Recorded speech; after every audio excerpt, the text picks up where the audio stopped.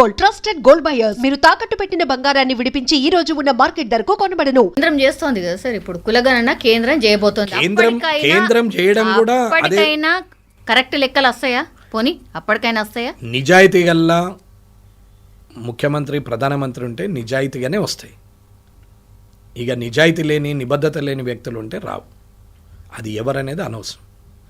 నేనేమంటున్నాను, నువ్వు ఒక బీసీనే పట్టుకున్నావు కదా, మరి ఎస్సీ ఎస్టీని ఎందుకు వదిలేసినావు అంటాం. ఇప్పుడు వాళ్ళని లేపాలా నేను? ఎస్సీ ఎస్టీని అసలు కులాలద్దు మతాలద్దు, ఆర్థికపరమైన రిజర్వేషన్ ఇవ్వండి.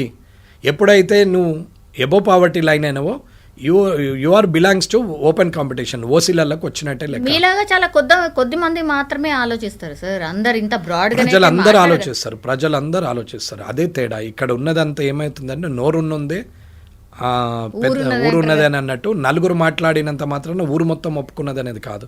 రాజకీయ నాయకులు కుల సంఘ నాయకులు అన్నంత మాత్రాన పూర్తిగా ప్రజలందరూ యాక్సెప్ట్ చేసిరని కాదు.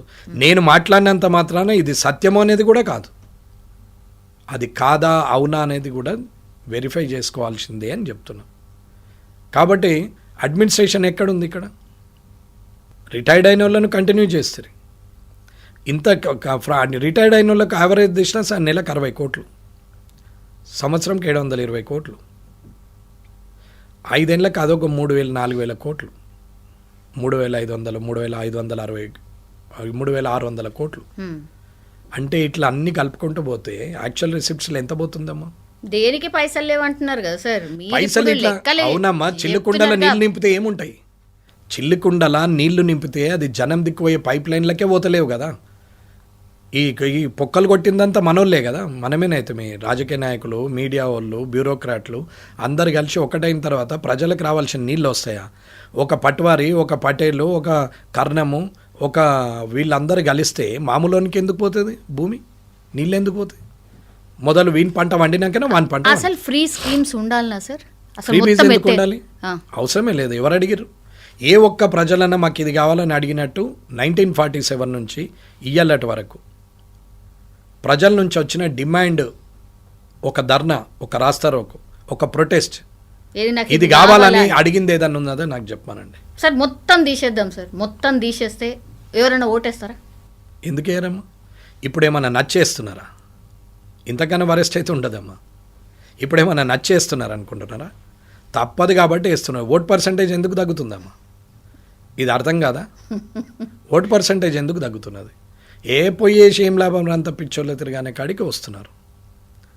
ఒక ఫ్రస్ట్రేషన్కి వచ్చేసి నెగ్లిజెన్సీ మొదలైంది. 100% కావాల్సింది అయితలేదే. ఎందుకు ఓటైనోనికి స్కీములు? ఓటైనోనికి ఇండియన్ ఆధార్ కార్డు ఎందుకు? అసలు ఎపిక్ కార్డు ఉన్నోనికి ఆధార్ కార్డు ఉండాలంటే ఓటు వేయాల్సిందే. ఓటేస్తేనే నీకు కరెంట్ వస్తుంది, నీకు నల్ల వస్తుంది, నీకు రోడ్ వస్తుంది, నీకు పర్మిషన్ వస్తుంది, నీకు ఇల్లు కట్టుకోవడానికి అవకాశం వస్తుంది, నీ బ్యాంక్ అకౌంట్ ఓపెన్ అవుతుంది, నీకు జీతం వస్తుంది, నీకు ఉద్యోగం వస్తుంది, నీకు లోన్ వస్తుంది అని పెట్టిన రోజు ఓటు ఎందుకు వేయడమ్మా? ఎంత పెద్దోడైనా సరే లైన్లో నిలబడొచ్చి ఓటేస్తాడు. ఎంత ఉన్నోడైనా సరే లైన్లో నిలబడొచ్చి ఓటేస్తాడు. ఎంత ముసలోడైనా సరే లైన్లో వచ్చి నిలబడి. కానీ లేనోళ్ళే ఓటేస్తున్నారు. మీద ఇది గమనిస్తారా ఎప్పుడైనా? మార్నింగ్ 6 to 10 మొత్తం లేనోళ్ళే వేస్తారు. అవును. వ్యాపారస్తులు కానీ, సెలబ్రిటీలు కానీ, బ్యూరోక్రాట్లు కానీ, లీడర్లు కానీ, రిచ్ పీపుల్ కానీ వీళ్ళెవరు రారు.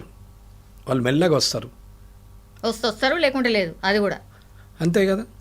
వచ్చిన వాళ్ళు ఏంటంటే తప్పదు. ఇప్పుడు చిరంజీవి గారు అన్నారు, అందరు గుర్తుపడతారు. రాకపోతే ఓటేయడాని అంటారని దేవుడు అనుకుంటే వచ్చి ఓటేసిపోవాల్సి వస్తుంది. మహేష్ బాబు గారు, ఎన్టీ రామారావు గారు, మీతో ఎంతమంది వేస్తున్నారు సినీ ఫీల్డ్ ఉన్నారు? నేను ఎవరిని పేరు పెట్టి ఎందుకు చెప్తున్నామంటే ఒక ఎగ్జాంపుల్గా చెప్తున్నాం. వాళ్ళు తప్పు చేస్తున్నారనేది కాదు నా ఉద్దేశం. ఎక్కడ అవుతున్నది అది మీరు ఆలోచించి చెప్పండి. ఇది ప్రజలు ఆలోచిస్తున్నారు అని చెప్తున్నాం. కానీ మనమేం చేస్తున్నాం?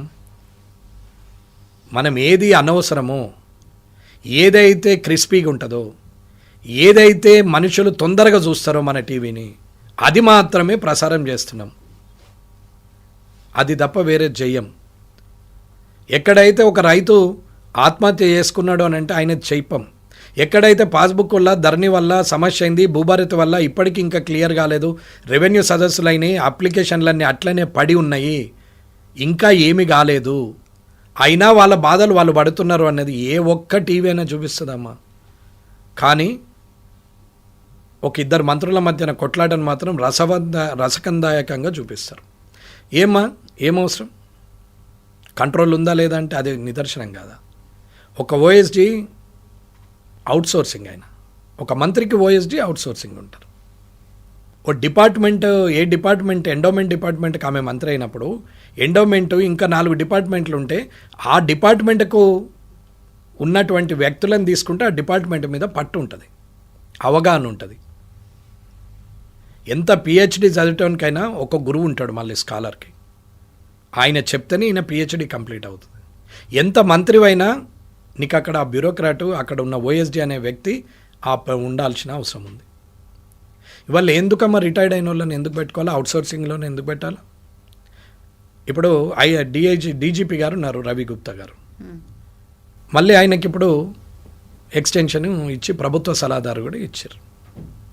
ఏమ్మా రిటైర్ అయ్యింది కదా, ఎందుకు ప్రభుత్వ సలహా? నేను రవి గుప్తా గారు నాకు పరిచయమే, నేనేం తప్పు మాట్లాడట్లేదు, రామకృష్ణారావు గారు లాగా. అవసరమా? మరి ఆయన ప్రభుత్వ సలహాదారు తీసుకుంటే ఇప్పుడున్న డీజీపీకి శివధర్ రెడ్డి గారు వేస్టా? డీజీపీలు ఉన్నారు, ఐజీలు ఉన్నారు, కమిషనర్లు ఉన్నారు, ఎస్పీలు ఉన్నారు, ఒక యంత్రాంగమే ఉంది.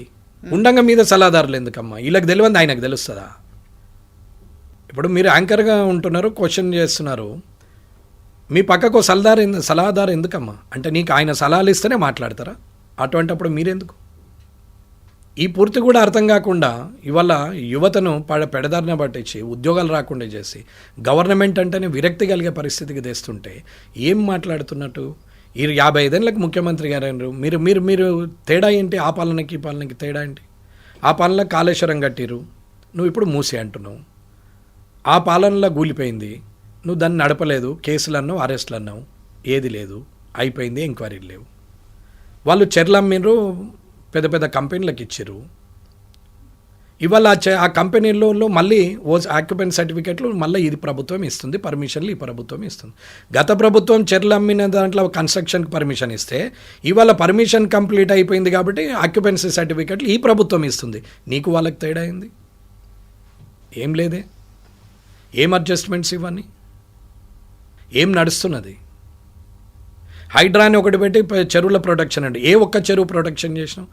రంగనాథ్ గారు చెప్తారు 560 చెరువులను బట్టి ఇన్ని వేల కోట్లను చేసినామని. ఏడా కనపడది పేపర్ మీద? యూజింగ్లకు ఎన్ని వచ్చినాయి? డిస్మెటల్ చేయడం 2 నిమిషాలు, కన్స్ట్రక్షన్ చేయడం ఎంత? అది destruction fraction of seconds, but construction years together, తరాల తరబడి అది కన్స్ట్రక్షన్ అవుతూ ఉంటుంది. నేనేది గులగొట్టమని చెప్పట్లేదు, అసలు ప్రొటెక్ట్ ఏది చేశారు? ఊరవతలనే చెర్లను ఫస్ట్ ప్రొటెక్ట్ చేసిరా? అసలు నాలా ఏంది? అసలు పర్మిషన్ ఇచ్చేటప్పుడు నాలా ఎక్కడుంది? అసలు నువ్వు ఏం చేస్తున్నారు? ఇన్ఫ్రాస్ట్రక్చర్ ఎక్కడిది? ఏ ఇన్ఫ్రాస్ట్రక్చర్ లేకుండా ట్రిలియన్ చేస్తాం, మిలియన్ చేస్తాం, ఎందుకు దానికి? 2047 ఏముందమ్మా, మనం ఉండేది ఉందా పోయేది ఉందమ్మా 2047 వరకు. అందుకే 2047 తీసుకుంటాం. 2020లో రాజీవ్ గాంధీ గారు పెట్టిరు 2020 అంటే ఒక విజన్ మీద చేశారు. ఆయనకు విజన్ ఉంది, దాని రియాక్షన్ కనపడుతుంది, ఆ ఫ్రూట్స్ మనం తింటున్నాం. That is the export and import. ఆ 2020లోనే ప్రధానమంత్రులు అందరూ పనిచేసుకుంటూ వచ్చారు, ప్రస్తుత ప్రధానమంత్రి కూడా పనిచేసుకుంటూ వచ్చాడు. ఇవాళ 2047కు మళ్ళీ విజన్ పెట్టి పనిచేస్తున్నారు. కానీ మనకు రాష్ట్ర ప్రభుత్వానికి ఉన్న విజన్ ఏంది? ఆ విజన్ ఫ్రూట్ అయితే కనపడాలి కదా. ఆ విజన్ ఉందా? ఆ విజన్ ఎప్పుడు కనపడుతుంది? ఇంకో 10 ఏళ్ళకి అది ఫ్రూట్ఫుల్గా కనపడాలి కదా. మాటలు కాదు, చేతలు కనపడాలా. దానికి ప్రొజెక్షన్ ఇవ్వు.